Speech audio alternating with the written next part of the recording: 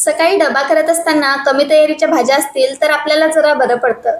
कोणत्याही भाजीला मसाले घातले तरच चव येते असं काही नाही.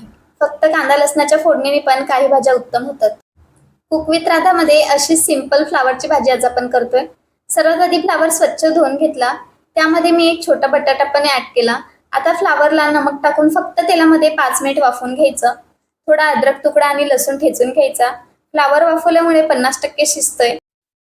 फ्लावर वाफून झाला की एका प्लेटमध्ये काढून घेऊन त्याच कढईमध्ये जिरं, मोहरी, कढीपत्ता फोडणी घ्यायची. अद्रक लसूण पेस्ट टाकायची. कांदा आणि हिरवी मिरची घालायची. ही मिरची थोडी कमी तिखट असल्यामुळे मी जास्त घातली. आता त्यामध्ये धने पावडर, हळद, मीठ घालून परत परतून घ्यायचं.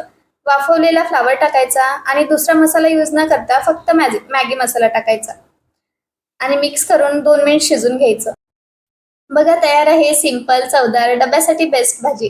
तर मग रेसिपी आवडल्यास लाईक करा, शेअर करा, सबस्क्राईब करा. थँक्यू.